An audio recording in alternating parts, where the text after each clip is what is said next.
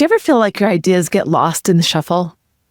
What's the secret of being heard, and how can you capitalize on it? We're going to talk about the art of framing and how important it is to make sure that your ideas are heard. Welcome to How to Get What You Want. This podcast is for driven women ready to claim their goals and navigate their careers with clarity and confidence. Join me as we explore real stories, tools, and strategies to help you steer your career exactly where you want to go. Let's get started on helping you get what you want. Hey, welcome. I'm so glad you're here with me today. I'm Susie, and this is a really important topic. And I have to admit, I have a superpower around framing. I have seen so many professionals that are challenged with this. They have great ideas, but the key to presenting it is how you frame it in a way that the person that you're in front of values it, to get them engaged, to get them talking, to frame it so they understand that you can see it from not just your perspective, but you're framing it to really help to illustrate the value to the person in front of you, to the company, to what it means to them. This initial frame is about helping them see it from your perspective. How do you get them to lift out of wherever their head has been? You know, we go from meeting to meeting, and having a really good frame allows that person in front of you to reorient themselves, to be in a place where you want them to be, to frame it in a way that you illustrate the value of the idea, but you're also considering what's important to them. Framing it is key. And there's a lot of research that shows in communication and persuasion that aligning the message with the audience's values dramatically increases their willingness to be a part of it. And when you frame it well, what happens is it invites curiosity. It helps the other person understand where you're going so they're clear, so they don't feel confused. They can see it from that view.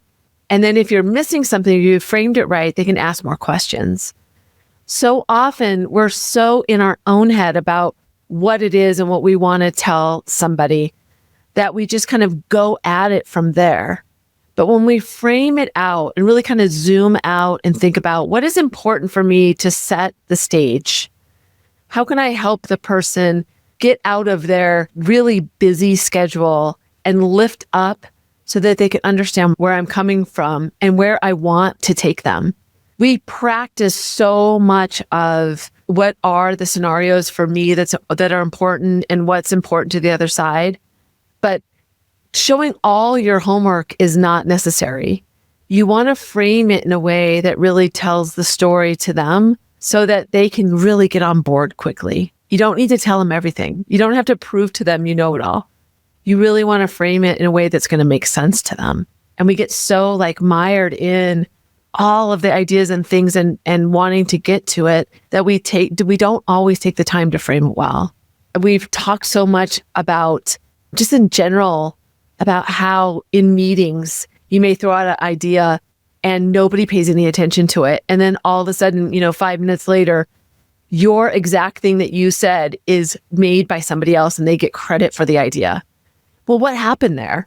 Well, when people looked at those situations, they initially thought it was that person just trying to take advantage of the situation. But really what it was that individual, the second one, saw that the idea got lost in the shuffle, understood that it was an important idea, and then brought it back up with a really strong frame.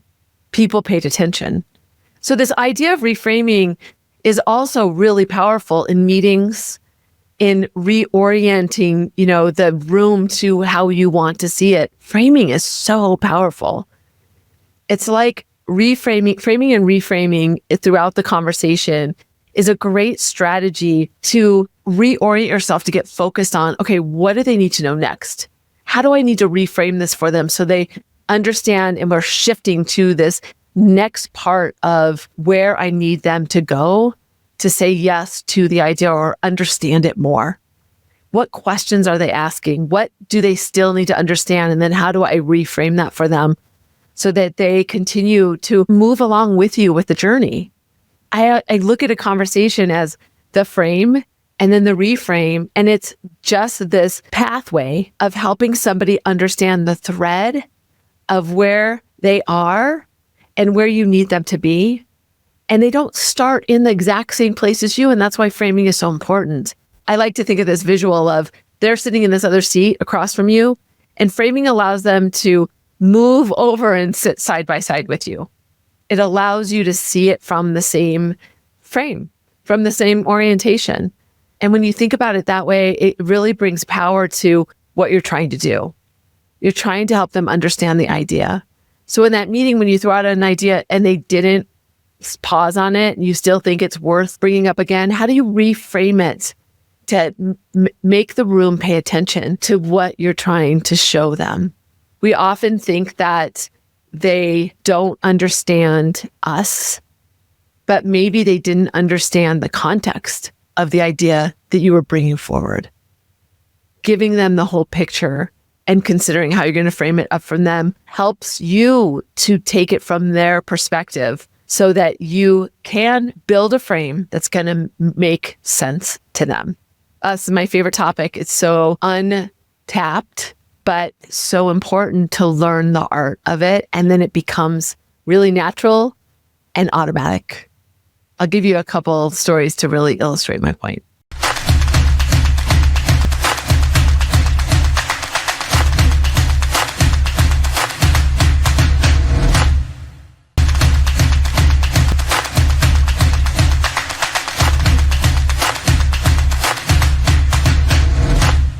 Framing is my superpower. And I knew that when I was in my corporate job, because even my colleagues would say, wow, you're really good at framing this up. I consider the politics of the situation, the people in the room. And then somebody will say, how do I position this? And then I just kind of come up with it. So I always knew it was my superpower. And then I met my friend Michael, and he is a business guy, a lawyer. So he negotiates for a living all the time.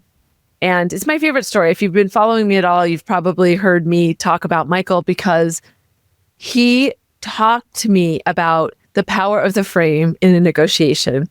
And so the example he gave me was he was given a promotion by his boss from SVP to C-level. The thing about the offer was that it wasn't as much money as the person that he was replacing. So what Michael did was his boss, the CEO, came to him and said, I want to give you this promotion, more money, and this title, more responsibility. And Michael, knowing that he's a negotiator, the first thing he said was, I need time to think. He always just asked for more time, which is another best practice. Thank you, Michael, that you can leverage. So he went back and he really thought through. He understood why the person he was replacing made money, because he made a lot of money over a 30-year career. Michael's new position was going to not only take over this person's role, but it was going to be expanded. And the offer that the CEO gave him was less than what his predecessor was making. And so Michael was very careful to frame it to the CEO. They all had the same data. They both knew that his predecessor had been there for more than 30 years. So over time, he had made all this money. All the facts of it were available to both.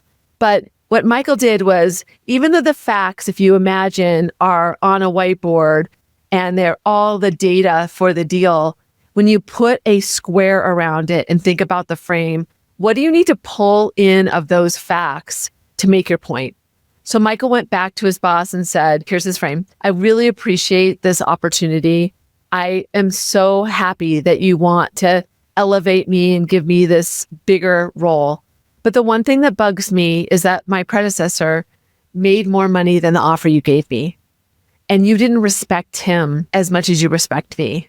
So I want you to give me at least what he was making. And because the CEO was the decision maker, Michael knew that he had to make an in-the-moment decision. And he said yes, because Michael had framed it very carefully. And Michael said, had I paused and said, I know that my predecessor had been working for over 30 years, and that's why those increases happened. That was the reason why he made that much, not because he was respected. If he would have pointed to that, that would have made it easy for his boss to go, that's right. It's not because I don't respect you. It's because he made more money over time.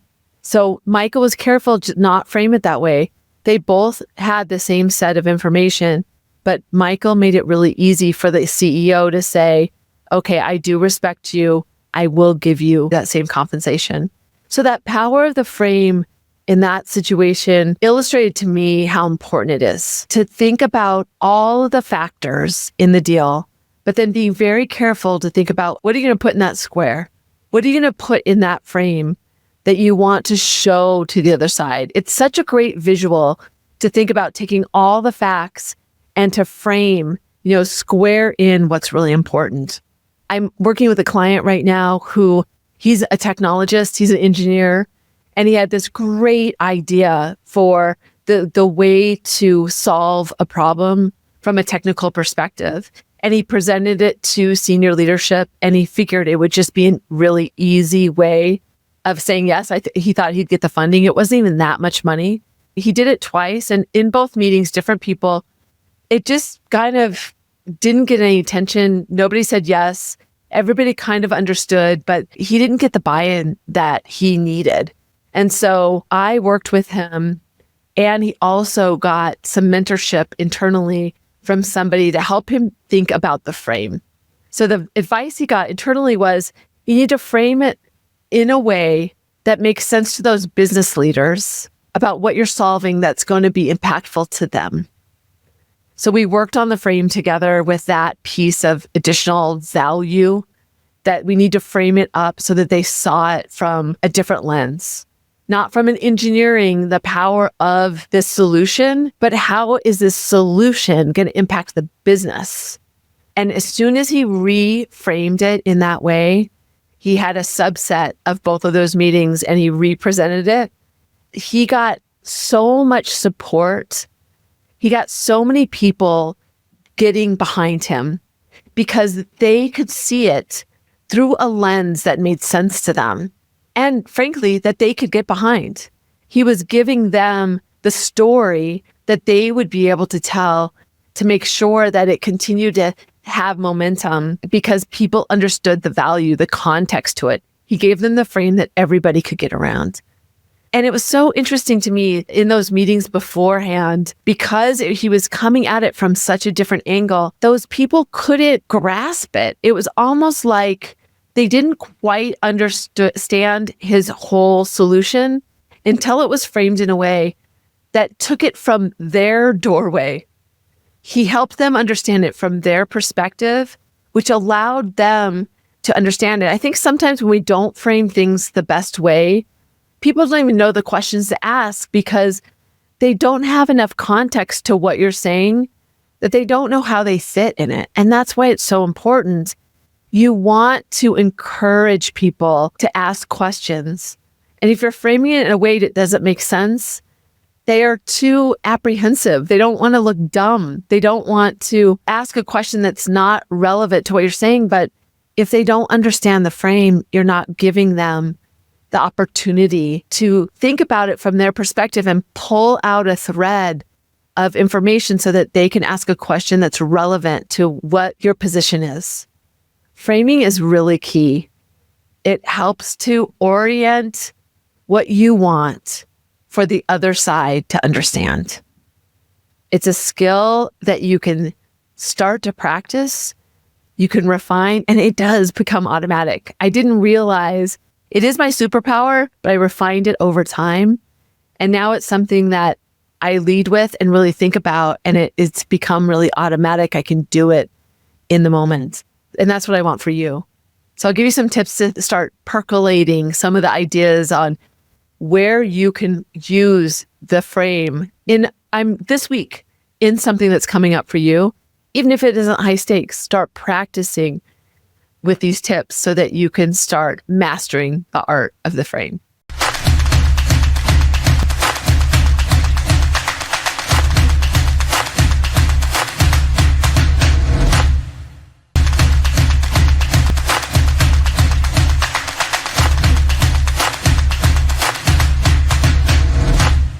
Now think about a situation that's coming up for you that you want to try to really frame with intention, and use these tips as a guide to try it. And then I want to hear, what were the things? What was success for you? What worked for you? How did you feel? What are the things that you're going to continue to refine? So the first one is understanding your audience. And whether it's somebody you know really well internally that you've worked with before, or somebody new, what can you know about them, the position they're in, the context to the request that you're asking for? And think about it from their perspective. Even consider, where are they coming from before this meeting? Are they just going from meeting to meeting and they're busy? Are you meeting them somewhere and they might be rushed? Think about their perspective to the situation and what will really help them. Consider also their pain points, their priorities, what's important for them in the role that they're playing, and what do you want from them? And in your frame, you want to be really crystal clear about what is the goal for both of you. What is your outcome for the conversation? What you need to get from them along the way.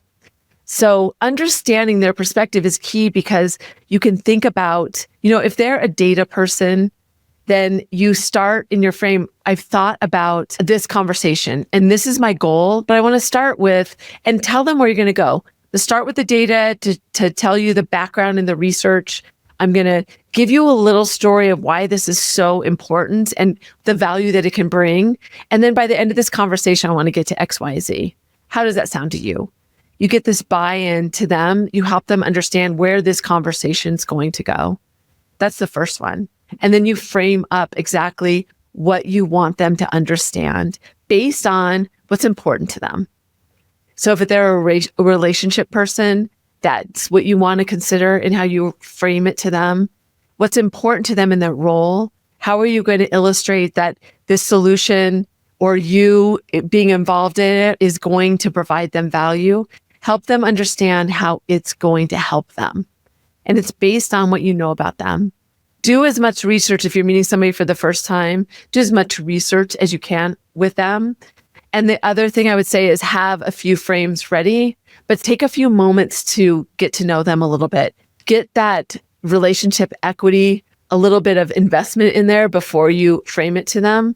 And then that can help you decide which frame you're going to go to make sure that you're thinking of their interests and what's important to them. The second tip is really thinking about how to structure it, what language you're going to use. Make sure you're clear about that. And what is their language? What can you pull into the conversation that is very familiar to them? Using their language, helping them understand it from their perspective, and making sure that you are clear about what you're solving. Put that right up front. Help them understand where you're going, but what you've already solved. And even be able to say to them, I've really thought a lot about this conversation. I've thought through a couple things I wanted to share with you starting right away. Help me understand if these assumptions that I've made are true to what you want to see or in line with where you want to go. That shows this collaboration.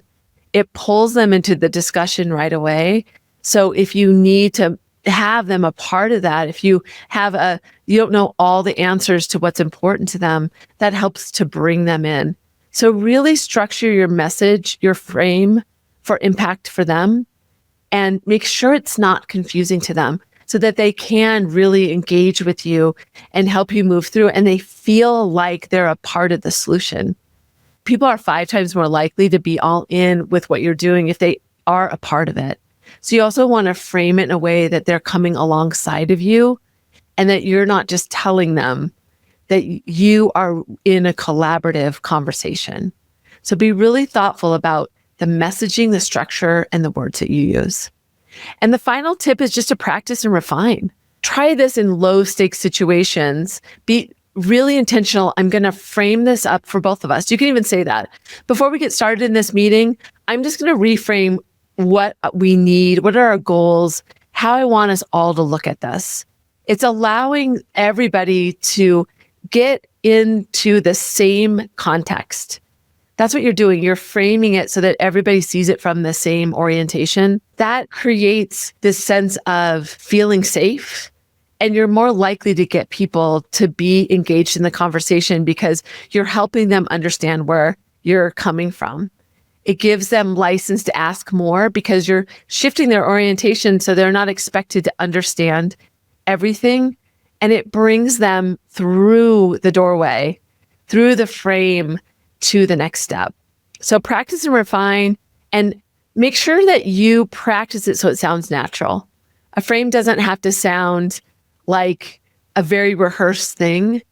Pull them in and say, this is my goal. I've thought about what's important to you, X, Y, and Z. My goal today is this. That's framing where you're going so that they feel a part of the conversation. So the tips are: understand your audience, use their language, think about how you're going to frame it in a way that makes sense to them. 2 is really structuring your message with impact.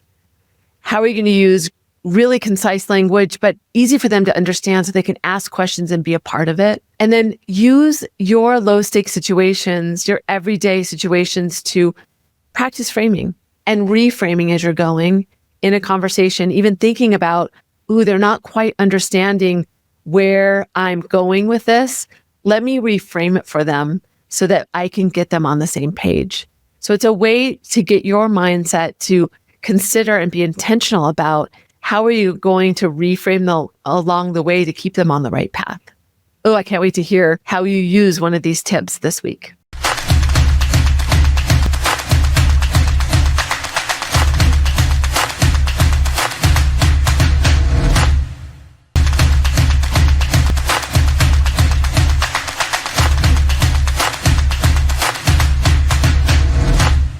As you know, framing is my superpower, but I also believe it can be yours as well.